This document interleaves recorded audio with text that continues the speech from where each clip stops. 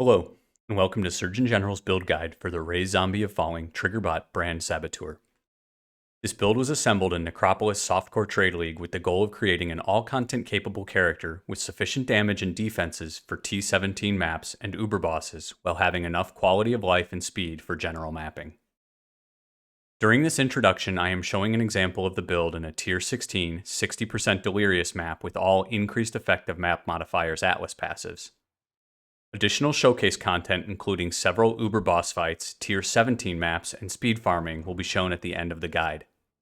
This comprehensive build guide includes an in-depth explanation of the mechanical interactions that we're using to enable our damage, the character's defenses, all gem setups, an overview of the passive tree, a guide for gearing, and an explanation of how to configure Path of Building for the build. Feel free to use the chapter markers to skip to sections of the guide that you're interested in.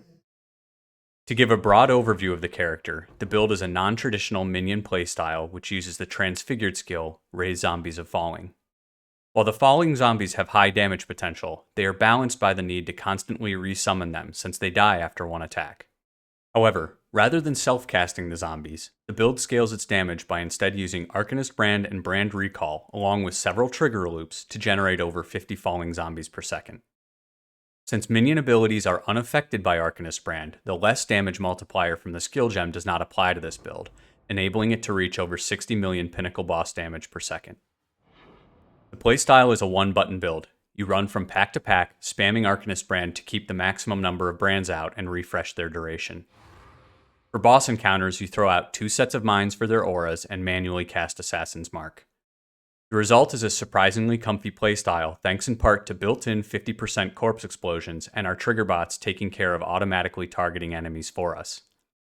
The build also has sufficient defenses to allow farming of endgame content with 40,000 evasion, 100% spell suppression, 79% maximum resistances, and more than 25% of our life pool regenerated per second. Another positive for the build is that it is completely immune to the downsides from blue altars. It is excellent for quantity farming encounters like Harvest and high-tier maps. The build does have its downsides. As an evasion build, it is susceptible to large physical max hits. This will occasionally lead to one-shot deaths, especially in Tier 17 content.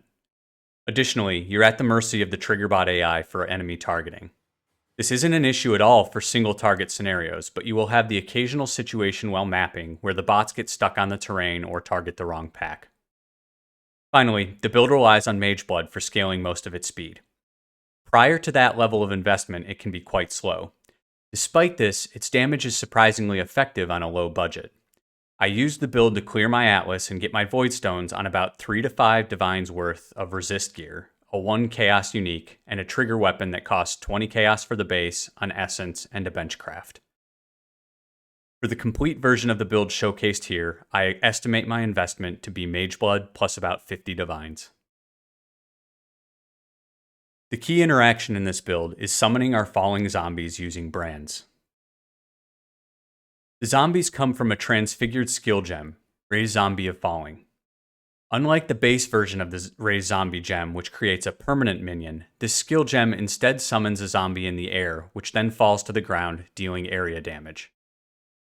The skill comes with some nice quality of life features. The zombies do not require a corpse to be raised, so there's no need to mess around with the desecrate setup for spawning in corpses. Additionally, the attack that the zombies use when they fall cannot be evaded by enemies, so there is no need to invest in minion accuracy or use a precision aura. The skill also has surprisingly high base damage due to the fact that the zombies' falling slam attack deals 250% of their basic attack and comes with an inherent 150% more damage multiplier. However, these upsides are balanced out by the need to constantly resummon the zombies since they are killed in the process of doing their falling attack. This build deals with that requirement by automating Raised Zombie of Falling using Arcanist Brand. Linking these two skills makes us unable to raise zombies manually, but instead we cast a brand which, when attached to enemies, will automatically trigger the generation of our zombies. Arcanist Brand therefore allows us to achieve a much higher cast rate without having to constantly be standing still and holding down the summon button. For traditional spells, the trade-off of using Arcanist Brand is that you get the higher cast rate at the expense of lower damage per individual spell, because of the less damage multiplier on the support portion of the gem. However, this isn't a problem for this build. Look carefully at what skills Arcanist Brand can support. Spell skills that have no reservation.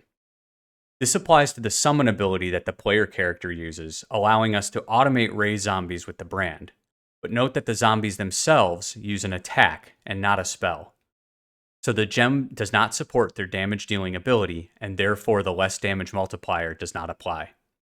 The whole interaction works because of the specific wording on the multipliers, and the fact that summoning the zombies is considered a spell, but the damage dealing portion of their skill is a minion attack. To verify that the less damage multiplier does not apply, I have tested the skill by linking a level 1 Raise Zombie of Falling gem to level 1 added cold damage support and checked for the minimum chill effect with and without Arcanist Brand. By finding a magic pack of monsters with the life regen mod and blood aqueducts, I was able to rule out any differences between mob types. As you can see, the minimum chill effect for both cases, self-cast and branded, was 8%. If the less damage multiplier from Arcanist Brand applied to the zombies falling slam, the added cold damage would be more than 2/3 lower than in the self-cast case, and would therefore produce a smaller chill effect. Since the lowest chill is the same in both cases, we can be sure that the less damage multiplier does not apply. Having figured out how to automate the summoning of our zombies without lowering their damage, I'll now show how the build gains a large multiplier to the number of zombies spawned per second. It does so by chaining together trigger events and using Triggerbots. Triggerbots are the two little mechanical creatures near my character's feet and are granted by the Saboteur Ascendancy notable, Perfect Crime. Perfect Crime causes you to deal 35% less damage with triggered spells, but also spawns the bot, which causes all triggered abilities to occur at their location. This does two important things for this build.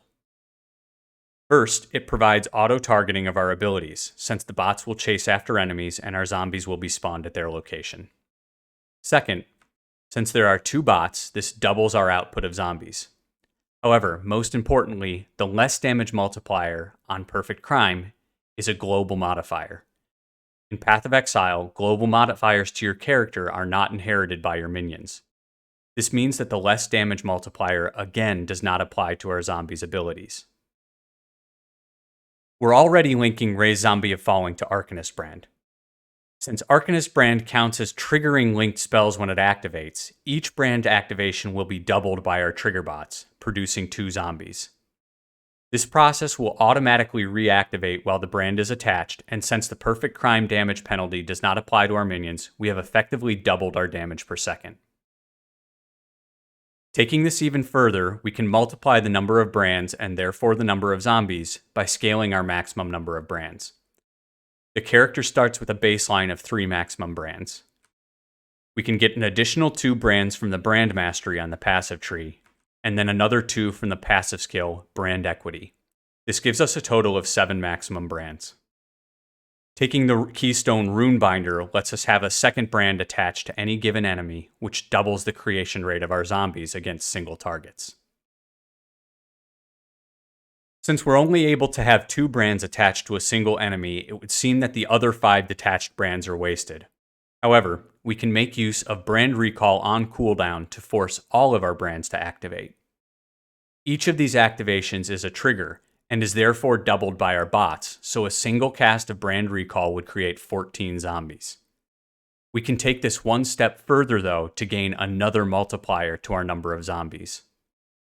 Automation Support is a new gem in patch 3.24, which can be used to repeatedly trigger spells when they come off cooldown. By linking Brand Recall to Automation Support, we will automatically use Brand Recall anytime it is available. Since this counts as a trigger, our Triggerbots double the use of Brand Recall. Both of these Brand Recalls activates all 7 of our brands, which each trigger Raise Zombie of Falling, which is of course doubled again by our Triggerbots. This chain of trigger events is how we gain a huge multiplier to our zombies per second. We can also socket a second copy of Brand Recall into a weapon with the bench-crafted mod, trigger a socketed spell when using a skill, with an 8-second cooldown. In this setup, whenever you use any skill and this instance of Brand Recall is off cooldown, you will trigger 2 instances of Brand Recall, repeating the entire chain of trigger events shown before, resulting in the generation of even more zombies. These two setups can actually be used together at the same time. The base cooldown time of Brand Recall is 4 seconds, but the trigger weapon will overwrite this cooldown with the longer 8-second cooldown on the trigger mod. Since in Path of Exile, a skill's cooldown is calculated based on its longest base cooldown time, this results in 2 independent instances of Brand Recall.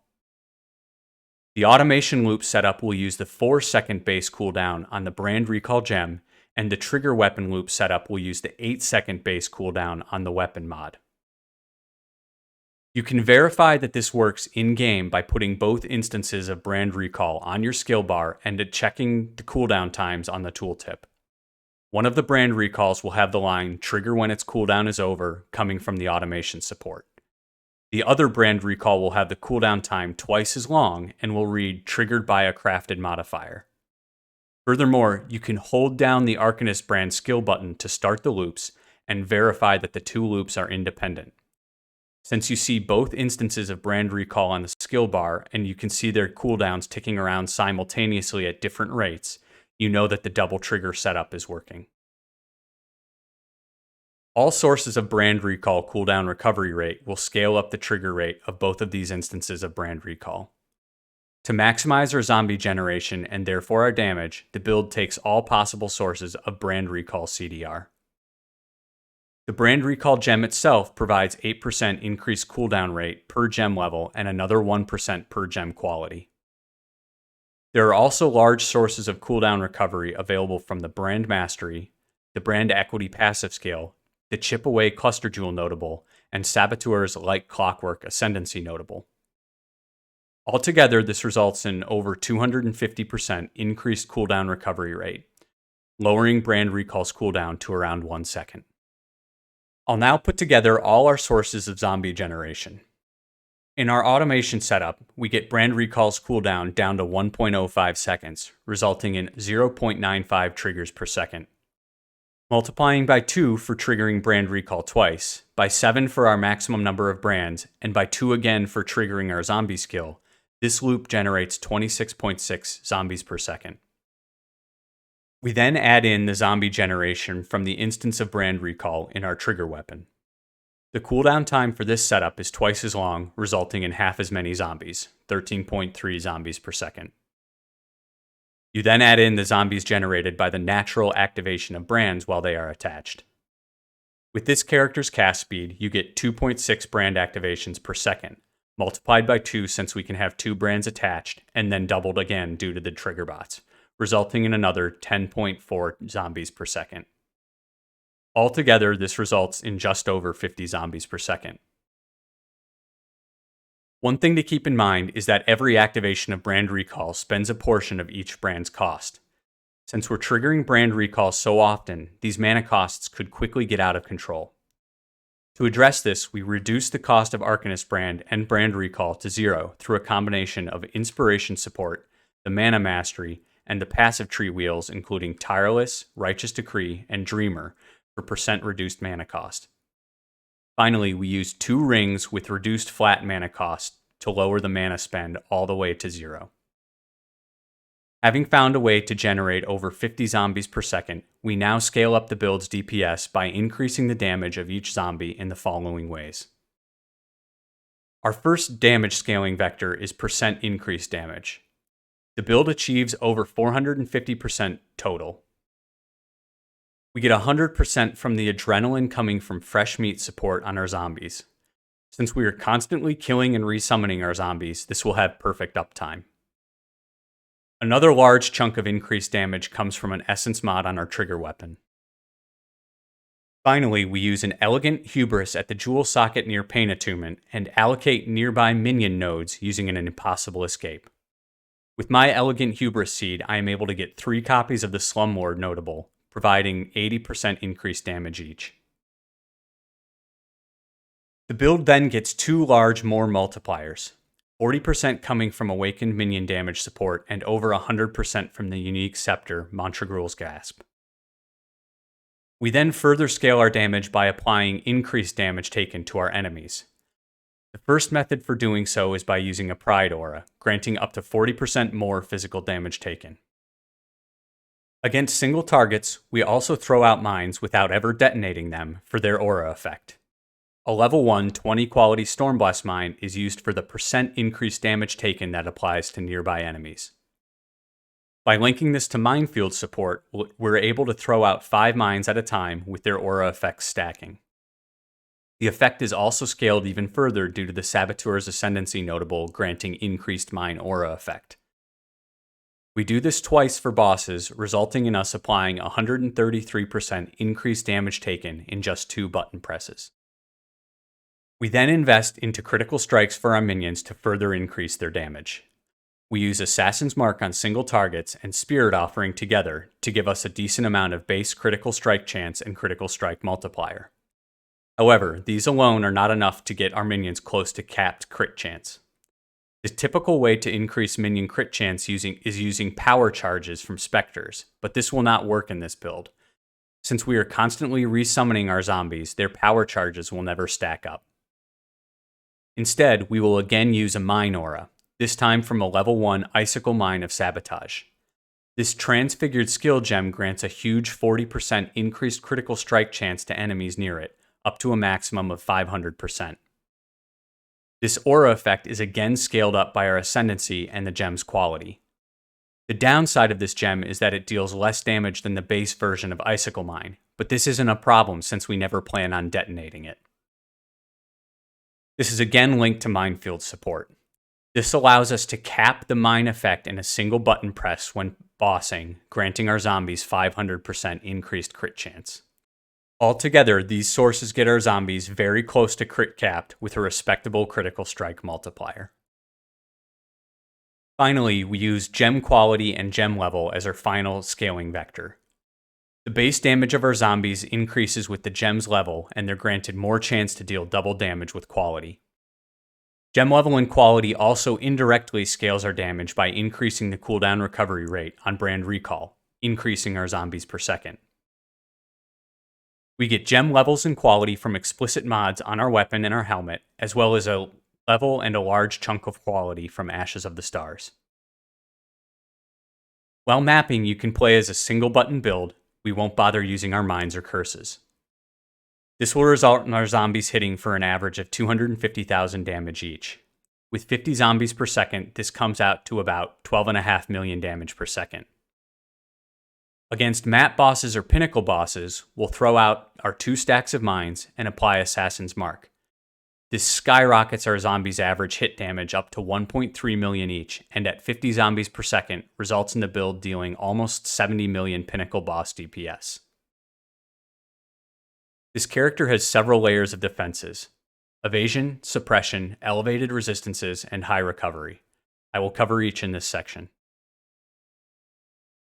We start by taking the Saboteur Blind Ascendancy node. This underrated node essentially gives us a free 15-stack Fortify effect against all nearby enemies. To further take advantage of the fact that most enemies will be blinded, we also invest in evasion on our gear where possible, and scale it using a Grace Aura and an increased effect Mageblood Flask with evasion.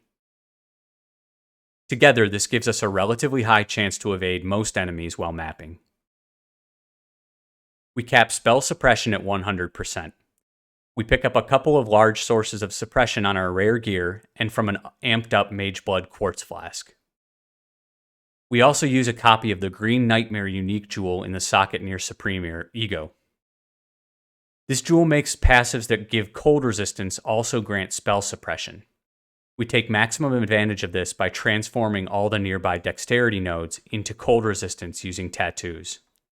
We're able to pick up 8 nodes like this, for a total of 48 cold resist and 32 spell suppression. This significantly helps free up gear suffixes, which we will use for life regeneration.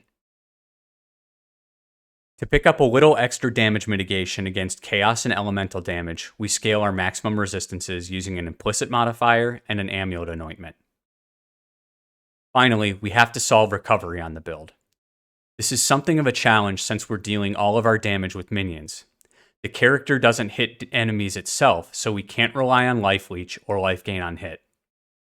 Furthermore, kills are associated with our zombies, so life gain on kill won't work either. This leaves us with life regeneration as the only real option. We get it from as many sources as possible. We use 2 skills to grant us life regeneration, a Vitality Aura and a Stone Golem for its regeneration effect. We then pick up flat regeneration and percent life regeneration on our gear wherever possible. Altogether, we're able to get over 25% of our maximum life regenerated per second, unconditionally. This pairs well with using evasion as our primary defense. Due to entropy, we will eventually get hit, but we have enough evasion to dodge attacks during the time that it takes for our life regeneration to top off our health. As some additional quality of life defenses, we reduce the effectiveness of Curse on our character by over half through a combination of our small Pantheon and a few more tattoos. We get full immunity to elemental ailments using a Purity of Elements aura, and then set up Steelskin in an automation loop. Steelskin has a very high uptime since it is automated and we have cooldown reduction from our Ascendancy. This makes us pseudo-immune to bleeding as well. If we are hit while Steelskin is on cooldown, it will come back shortly, cleansing the bleed, and our high life regeneration will be able to counteract the physical degen in the meantime. Finally, we reduce the damage we take from critical strikes by more than half by using another 13 tattoos. Since this is a minion build, Spectres can be used with it to great effect.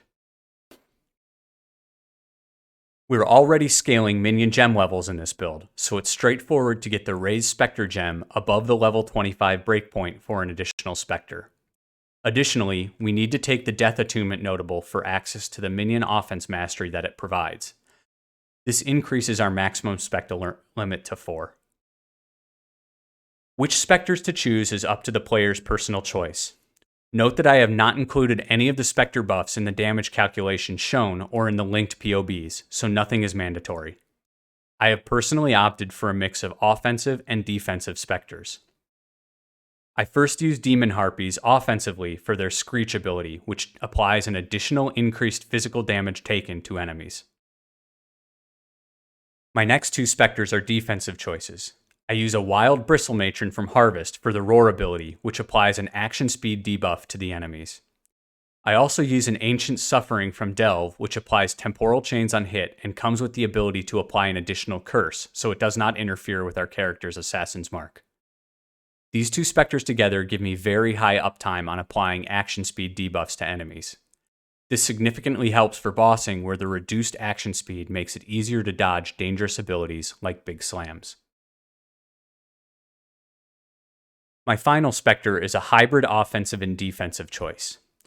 The Pale Seraphim applies a web effect that both reduces the enemy's action speed and increases the damage that they take. This build can keep its Spectres alive with very little investment in minion defensive. No support gems are needed for Raised Spectre. We just take either the Life from Death Cluster Jewel notable or the Minion Defense Mastery. Both of these passives provide the Spectres with life recovery when another minion dies. Since our falling zombies die on impact, our Spectres are constantly being healed at a very high rate. They are functionally immortal unless they are one-shot.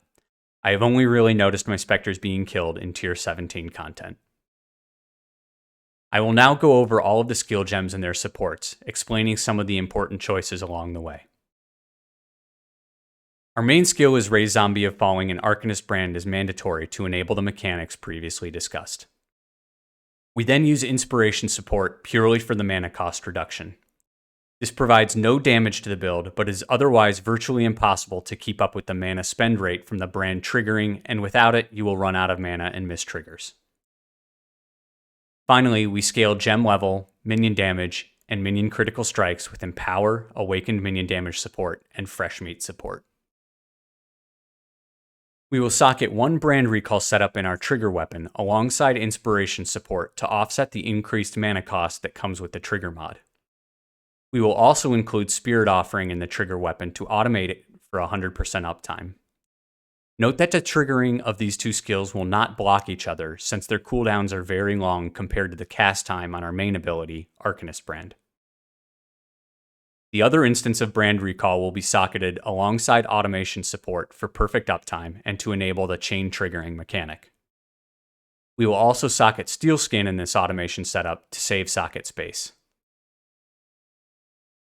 Our three 50% reservation auras are socketed together so that they can all be linked to Enlighten support. Mana reservation is very tight on this build since we have so many auras and need to leave room for our mine reservations, so Enlighten is mandatory. Our other aura, Vitality, can be socketed wherever you have room, and its level should be raised to whatever mana you can afford to reserve, still having enough to throw out all of your mines. Our two mines, Stormblast Mine and Icicle Mine of Sabotage, need to be socketed together so that they can share a copy of Minefield support. Keep the mine skills at level 1 to minimize their mana reservation, but level the support gem to increase your mine throwing speed. Remember, these mines are not here to be detonated. We are using them for their auras only. The last utility skills can be put wherever you have the socket space for them. It's safe to socket Assassin's Mark in your automation support setup. Since it has no cooldown, it's not supported and the behavior of the gem won't be modified. If you are using a set of gloves that has the +2 to level of socketed minion skill gems, you will likely want to put your Spectre and Golem gem in those. I will now go over the passive tree, pointing out the important pathing choices made along the way. If you would like, you can import the tree into Path of Building using the link in the video's description to modify it as you see fit. As previously mentioned, mana reservation is very tight on this build, so the Charisma and Sovereignty wheels are required for their reservation efficiency and aura effect. The area near the Templar start is also important for its density of passives that grant mana cost reduction. We also take the Dreamer wheel near the Scion start for further mana cost reduction, as well as access to the Mana Mastery for even more cost reduction. Since we're using mines for their auras, picking up the Mine Mastery that reads "Mines cannot be damaged" is required so that we can refresh our mines as little as possible during boss fights. The best place to get this is near the Scion start in the wheel that also provides some mine throwing speed for quality of life. To scale minion damage, we're using an Elegant Hubris in the Jewel socket near Pain Attunement. We'll also be using an Impossible Escape that allows us to allocate passives near Pain Attunement without them being connected to our tree, in order to save passive points and circumvent the downside of Elegant Hubris, which removes all stats from small passive nodes. The Timeless Jewel Seed that I'm using provides an 80% increased evasion node and 3 copies of the Slumlord notable, each giving 80% increased minion damage. Seeds with 3 minion damage nodes are relatively rare, but the third is just for min-maxing. You should be able to find a decent jewel with 2 minion nodes and some other quality of life options. I would highly recommend finding a version that's commemorating Caspiro so that the Pain Attunement keystone will be transformed to Supreme Ostentation. This removes all attribute requirements, which does 2 things for the build.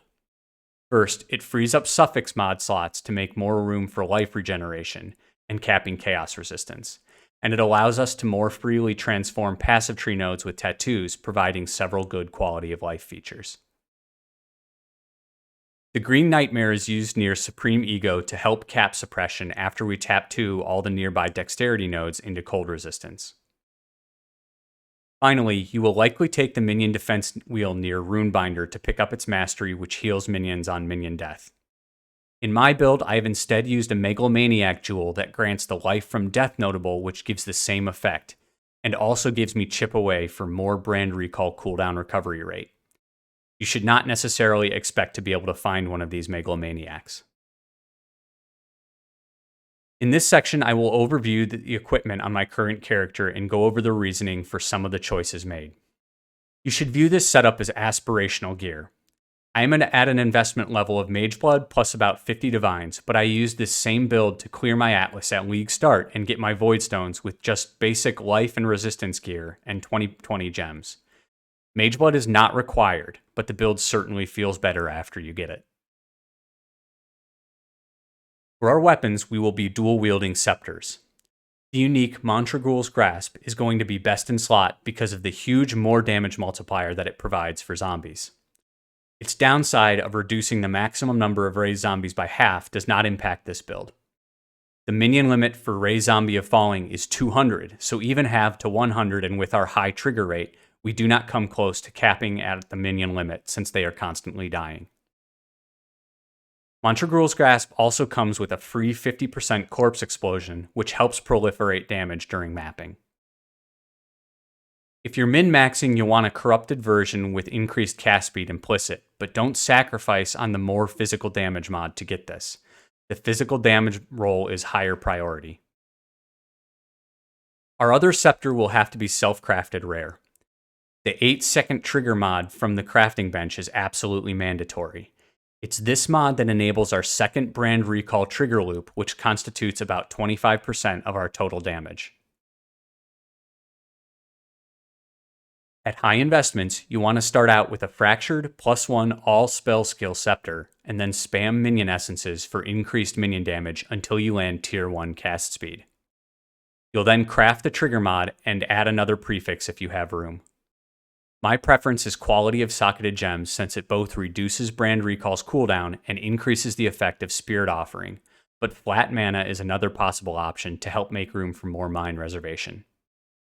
If you're just starting out and want a lower investment option, you can drop the All Spell level mod. Instead, get a Fractured cast speed base and hit it with a single minion essence, and then benchcraft the trigger mod. Other uniques used in this build are in the Amulet and Boot slots. Ashes of the Stars is an excellent choice for this build since we're using so many active skill gems. Furthermore, getting more chance for double damage from quality on Ray Zombie of Falling is a fairly substantial more damage multiplier. The additional quality also helps scale down the cooldown times for our 2 instances of Brand Recall. If you're just starting out and are having a hard time with mana reservation, you can consider instead using a version of Replica Dragonfang's Flight that applies to Ray zombies. The additional mana reservation from that amulet can help ease gear requirements until you're able to make up the efficiency in other slots. Our boot slot will use the Corpse Walker unique for the permanent desecrate effect that it provides while moving. This ensures that we always have nearby corpses available to refresh our Spirit Offering, even in boss fights, and saves us a gem slot on an already gem-starred build. Additionally, the flat life regeneration that it provides is a nice little bonus. The rare armors used by this build are relatively niche. You should be prepared to have to craft your endgame gear for yourself. Over all else, you're looking for minion gem levels and mana reservation efficiency. After that, pick up as much life, spell suppression, and life regeneration as possible.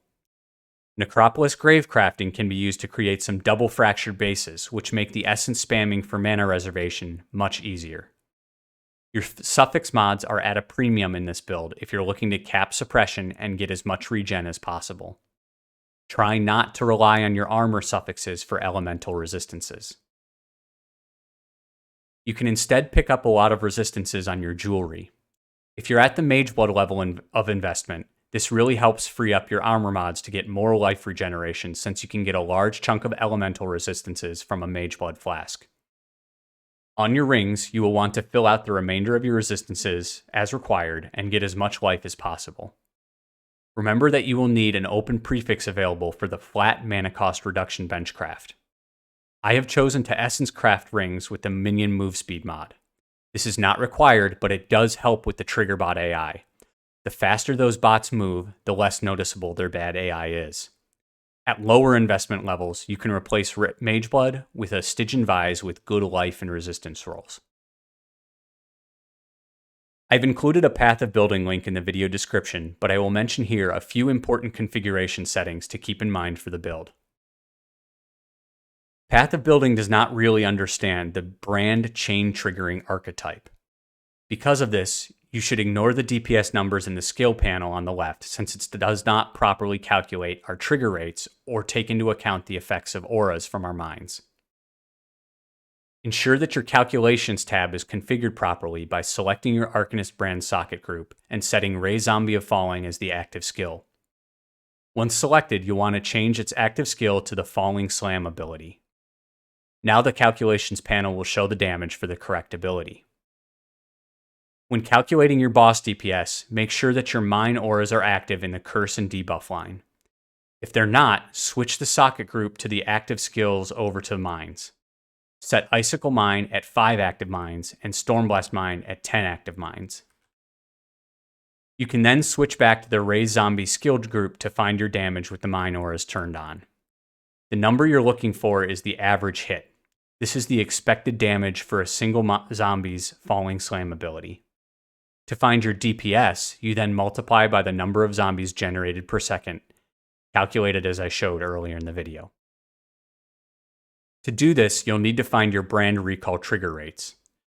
You can either check the tooltip in-game, or you can switch the active skill group to your brand recall setups in Path of Building. Then look at the skill cooldown time in the stats section below. Your brand recall trigger rate in activations per second is 1 over this cooldown time. Note that this does not take into account misalignment with server ticks, but unlike, for example, cast on crit builds where this can make a significant difference, our cooldowns are long compared to the server tick, so this effect can be ignored. I will close this guide with a short showcase of the build playing through several endgame encounters, including high-level juiced maps, tier 17s, pinnacle bosses, and Ubers. Applicable mods will be shown at the cuts between encounters. A Path of Building link is available in the video's description below. If you have questions or suggestions for the build, feel free to leave them in the comments section below. When online, I will also be hanging out in Global 888, which I am now christening as the doctor's office. Feel free to pop by there with questions. I hope that this video has given you some ideas of tech that you can work into your own builds. If you enjoyed the video and are interested in more in-depth build guides or mechanics deep dives, please subscribe to the channel. Thank you for your support.